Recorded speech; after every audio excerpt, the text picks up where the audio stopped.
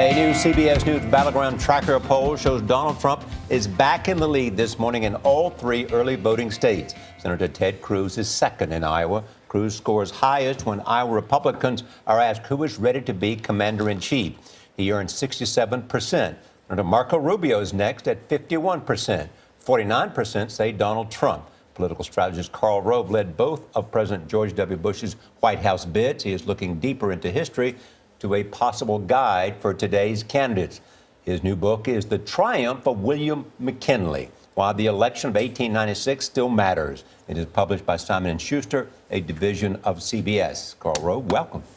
Thanks. Welcome to Thanks CBS for having This me. Morning. Great to have you here. Good to be here. So what do we learn from this McKinley race?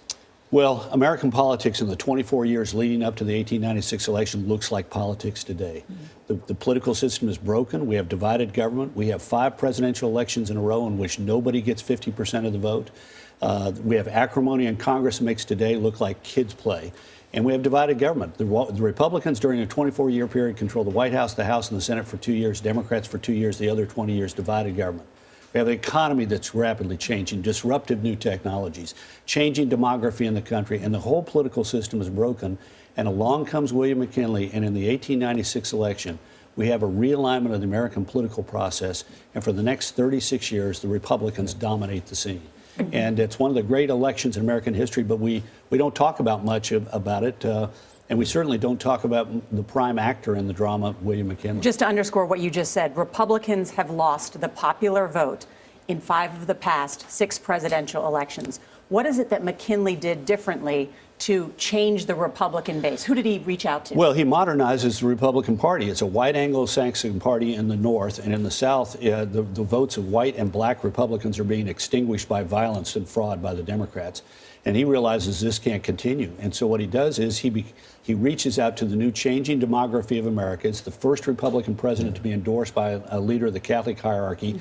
And he brings to Canton, Ohio, on the Front Porch Campaign, Croatian miners and Portuguese fishermen and, Ukrainian tailors. And I mean, it's an amazing group of recent immigrant groups. And reached out they to vote blacks, Republican. too, Karl. Yeah, he is the first presidential candidate of either party to openly and actively seek the support of black voters during the primary. In March of 1895, he goes to Jacksonville, Florida, and Savannah, Georgia, and does something that no candidate has ever done before, and that is appear in front of a black audience and say, I'm running for president, I need your support. So this is fascinating to me because one of the most important facts out there is that Mitt Romney won 59% of the white vote. George W. Bush, who you worked on, won 58% of the white vote. If the next Republican... Which is the ceiling for any Republican. If you look back in history, like 1984, that's essentially where Ronald Reagan was when he took 49 states. They did fabulously among their base. Right. But the point is they didn't do well, or at least Romney didn't do well among the non-white vote. And the next Republican candidate, in order to win, has to do better among the non-white vote. McKinley understood that elections are about addition, not subtraction. That's why he went after the votes of these people who are not nominal Republicans. Okay, let's just bring this back to the Republican campaign for the nomination in 2015.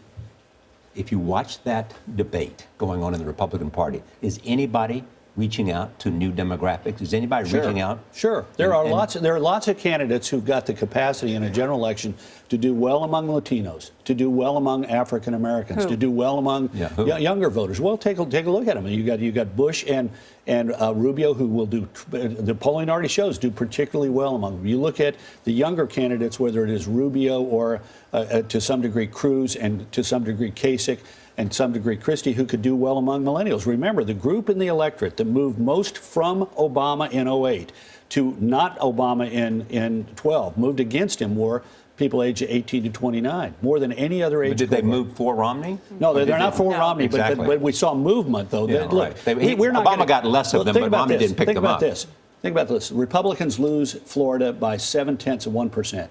If Republicans went from getting the 5% that they normally have gotten in the age of Obama among African American voters to the 12 or 13% that Bush got in 2004, we win Florida. I mean, you don't need to get the entire group in order to have significant movement. Good question. Yeah. What has happened to Jeb Well, Bush? he's fallen out of the lead, and we know that, but why? Well, we know been out of the lead for a long time. Since are you July, talking to him? Since July. And look, we've got a very complicated pattern of voting this year. I mean, we have a guy who's leading but he's got a high floor and a low ceiling, in my opinion. I mean, Donald Trump has proven himself capable of getting 25 to 30%. He does better in these polls where he gets where it's an internet poll, which is interesting to me. Your new polls today, for example, you show him with a significantly better number in New Hampshire than does a poll that uses more traditional cell phones and landlines. So it's so where this is, we're giving these polls a scientific precision I'm not certain they've ever had, and certainly don't have today, given the changing nature of how we can be connected.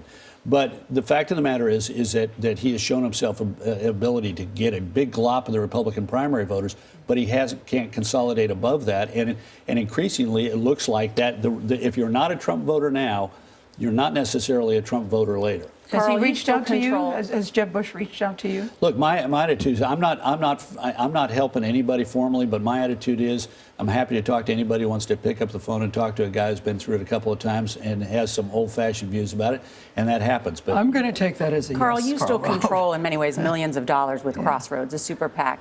Do you think, will your super PAC, will others launch some sort of guerrilla campaign to take on Donald Trump? American Crossroads is not going to be involved in the presidential primary. We're involved in primaries for the Senate. We raised $103 million in the last cycle, 2014, but we won't be involved in the presidential primary this time around. And do you anticipate that another PAC will launch a campaign? Well, I read this morning in the papers that there is one. I wouldn't be surprised, but you know, again, this is an atraditional election, and I'm not certain the traditional things of let's get a super PAC and go try and take somebody down are necessarily. And a lot of the big money in the Republican Party is not committed. Yeah, I think that's right. But also, what's interesting to me is how many people are committed in several different places. I know people who've given a check to Bush, Rubio, Fiorina, Kasich, you name it, Christie, or some combination thereof. Thank you, Karl. Thank you, Great to see Karl Rove. Congrats on the vote. Well, thank you. And I brought McKinley. you each a McKinley handkerchief. There you go. This is what was sold at the Man who Republican wanted to National change his Convention. party, as did Karl Rove. I don't have one of those. Thank you, Karl Rove. And the Triumph of William McKinley goes on sale tomorrow